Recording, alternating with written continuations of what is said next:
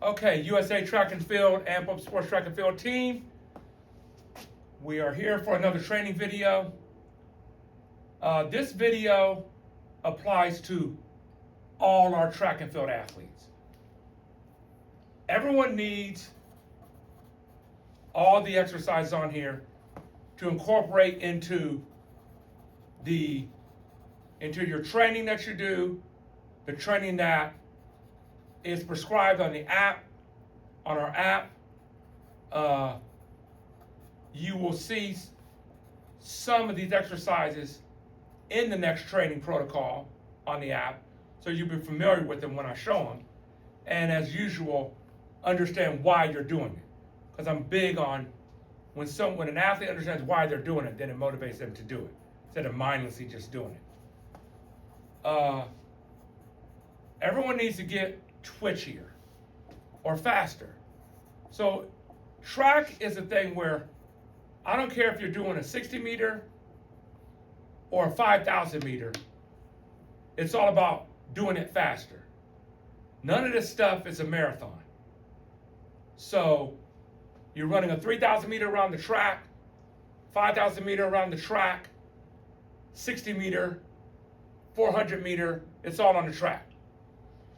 So everyone get their fast twitch improved, some more than others. The best way to get trainers up to be faster is to move faster or twitchier, to move faster. Here's some of the here's the type of movements that help you do it. So if you get a step and you just switch back and forth as fast as you can, those switches train the body how to switch fast. You do them in sets of 8, 5 to 8, because you start doing them in sets of 25 and 35, you're moving out of fast twitch and you're starting to activate those moderate, those middle or slow twitch muscles, which does you no good. So you want to do 5 to 8, rest for a little bit, 5 to 8, rest for a little bit, couple sets, and then you're done. You also can do hop up and down on top of it, back and forth, hop back and forth quick, like that. That's quick, as quick as you can. Another fast twitch movement. Another, and this really applies to sprints and the throws, and the jumps, which is to move your foot really fast like that. See? Training that speed.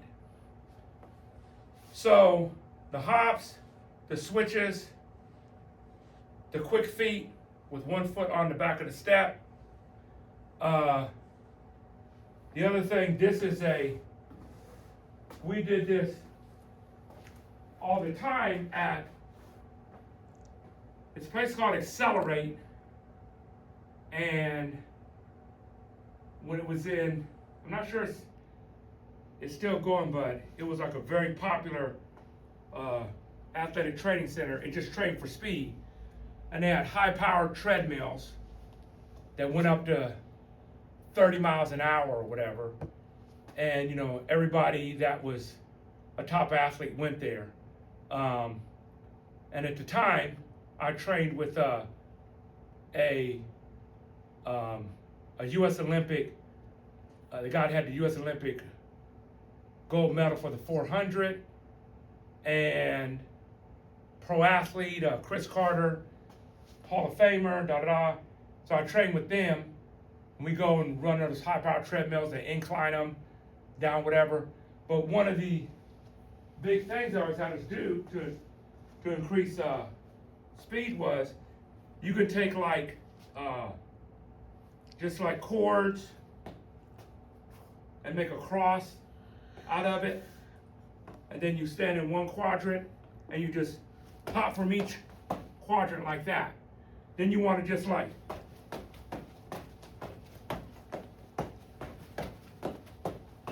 go as fast as you can, hopping in and out of the squares. And that trains for speed. Again, you do that for 15 seconds as fast as you can. Boom, boom, boom, boom, boom. And then we would count how many we got in those 15, 10, 20 seconds. And you try to beat it the next time. Then you know you're getting faster. This one, where you put like a band above your head, like on a chin-up bar, in your door frame or at the gym, whatever. You get a cord and you hold it and you go and you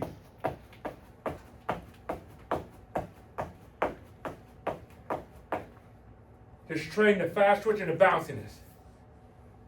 When you do pogo hops at the track, when you're warming up, and the pogo hops where you're going down the track, a lot of people do it like a potato sack race. They're jumping out, out, out, and you're supposed to be jumping like this with your legs straight. Keep your legs straight, dorsiflex those feet, and go down the track. You want to be springy and get the springs going. So those are a lot of things that can help you with the fast twitchiness. The next thing is to take a tape measure and measure out your height on the ground. Put a piece of tape at the start, like right where you start, for a broad jump. And broad jump, standing broad jump, your height. So that's the starting point.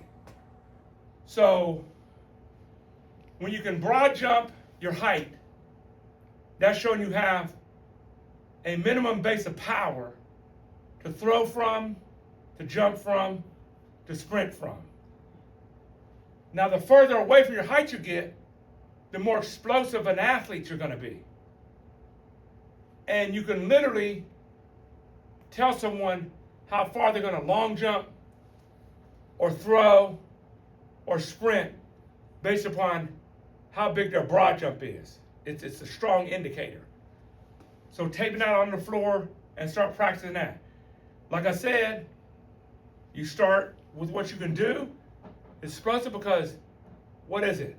When someone, let's say, you're overweight, you got to drop weight, the reason it's so hard is because it's so hard absorbing that force. So it shows you that power is about the ability to absorb force. Because when you jump, boom, force is coming in my body. Now, if I just put a 50-pound backpack on me, it's going to be harder for me to absorb that force with the amount of muscle mass I currently have. If I had way more muscle mass, it'd be easy with 50 more pounds. But typically, it's very hard to put on 50 more pounds of muscle to where that can feel like nothing. 50 pounds of fat is easy to put on. Stored. It's just stored. So you want to dump the useless mass that doesn't help you jump further, explode further, sprint faster, so you can absorb more force, and it makes you go react off the ground faster on everything you do, sprint, jump, or throw. I even saw at the Autobahn at the indoor track the other day, I saw like a 3,000 meter runner, and they were like doing some of their training, and they were just like bouncy around the track. They weren't even sprinters, they were just bouncy, bouncy, bouncy, bouncy. I was like, and that's why their times are killer, in that. So every level, that type of tendon stiffness in the ankles and Achilles, and that bounciness and fast twitches is the way to go. The next thing is, this is a good one for the hip flexors. So we know the hip flexors, you're using that on sprints, right here, lift the leg up, throws, hip flexors are huge on the throws, getting that hip turned in, and of course the jumps is huge. So this is a good exercise training that. You want to get a dumbbell. We'll start with our right leg doing it. Put your left foot under the dumbbell. Want to make sure you keep this leg bent as if you're in the middle of a stride or a push-off. And dorsiflex the foot. Go back. Come up. Touch the ground. Go back. Touch the ground.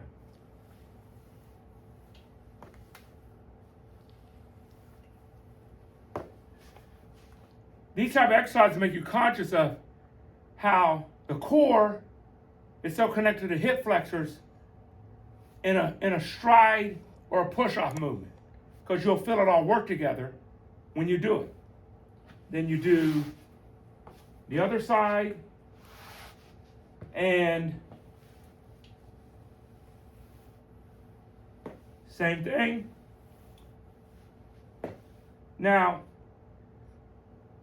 whatever side you may feel is weaker, so for me it's my left side, you want to do one extra set on that side of the same reps you do on the right side. Just do an extra set. And then that will start getting that, bringing that balance to the hip flexors. Remember, if your hamstrings are tight, your hamstrings lock up, your hamstrings get strained, it's because your glutes aren't doing the work. If your back feels pain and it feels tight, it's simply because your adductors going into your hip flexors aren't doing the work. It's always something before the thing that hurts. Typically, I find the glutes and the adductors are the things that need to be strengthened the most.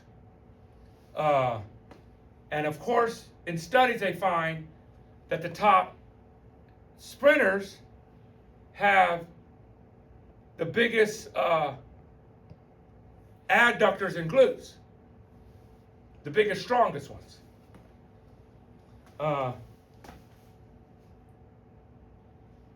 Next. Now, on sprint, jumping, and throwing, controlling your own body weight is the key to success. So, I find this even more pertinent on throws and jumps.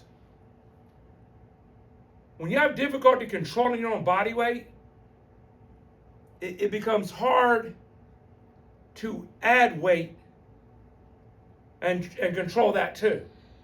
So when you get control of your own body weight, you get that out of the equation, then you can focus on controlling this external weight called an implement.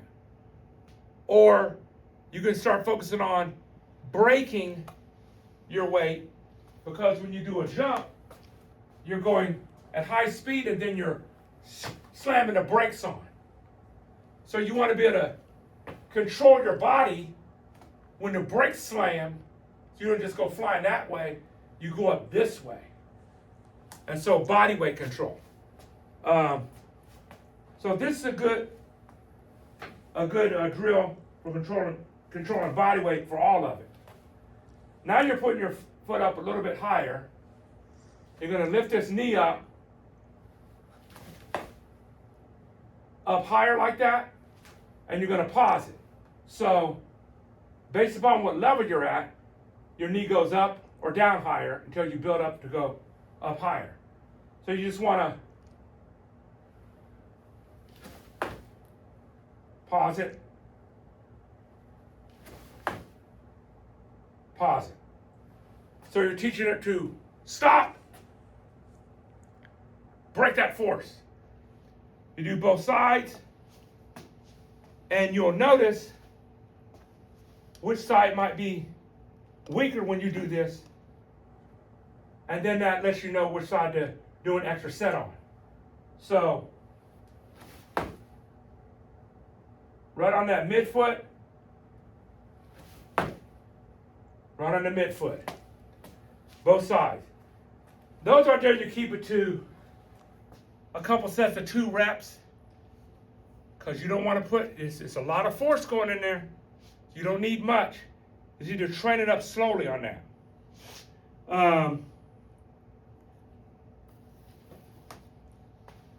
Once we go, we're also talking about that bounciness and tendon stiffness. I saw a thing about those tumblers, which are like those gymnastic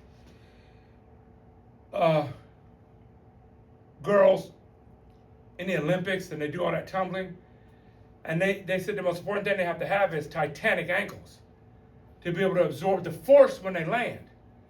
I was like, that totally applies to track and field. So, a good thing to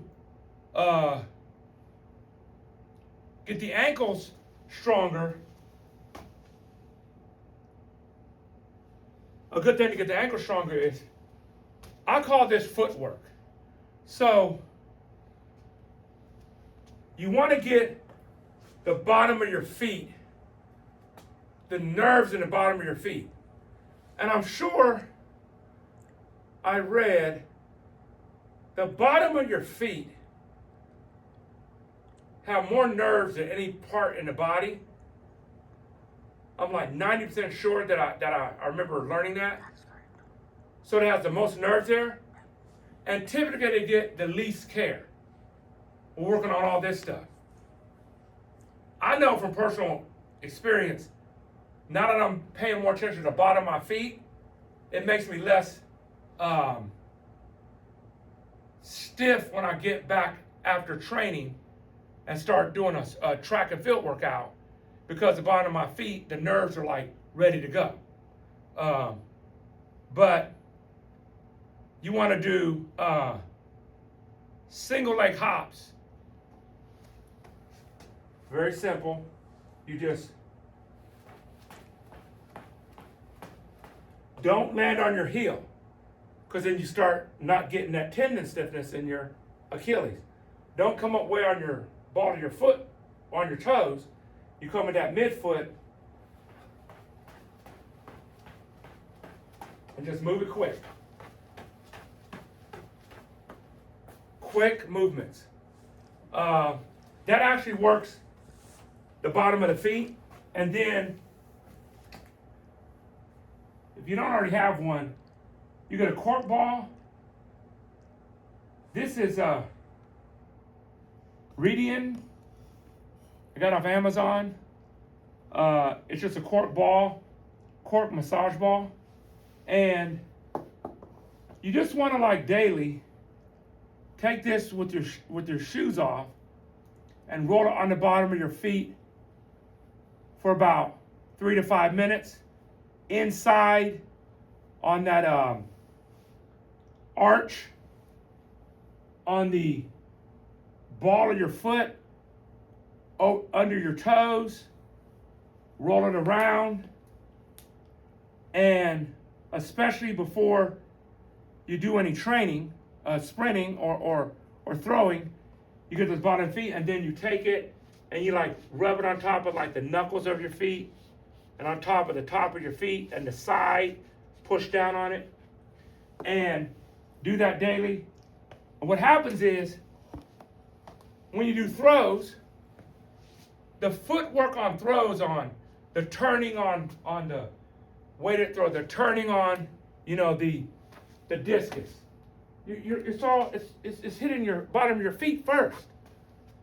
A lot of foot injuries come more from the throws than it does from the sprints, because you're putting so much torque on it, on everything you're doing. So if you get your feet strong and the nerves ready to go, it won't creep up into the calf and the knee and hurt so much. I guarantee this whole thing where it's like, it's hurting my knee when I throw. It's 100% they're not strengthening their feet or working the nerves at the bottom of their feet. So you got to like work that first. And then of course, extra weight puts more pressure on those nerves, pushing you down, just makes it like harder than it's like, ow, ow, ow, ow. Then it's like, give me that implement. You see what's wrong? You got to get the bottom of those feet relaxed. Get those nerves woken up. It's one thing if you have extra weight and you have all your nerves on, at least you can deal with some extra weight. If you don't work the bottom of your feet and strengthen your feet and you have some weight to lose, you're just asking for it. So first work on the feet and the ankles, strengthening the nerves as you're working on getting your weight down. When it comes to that, for whatever event you're doing. And if your weight's down, work on them because it's going to help. Because people get injured when they don't even have a weight problem too. Not being prepared. And so that's it for the fast twitch muscle improvement for all the athletes, track and field combined. Add those, like I said, most of the reps you want to keep between 2 to 5 reps, only for a couple sets, not multiple sets. This is an endurance thing. It's not a conditioning thing. It's the actual training the muscle to be fast thing. Until next time, I will see you.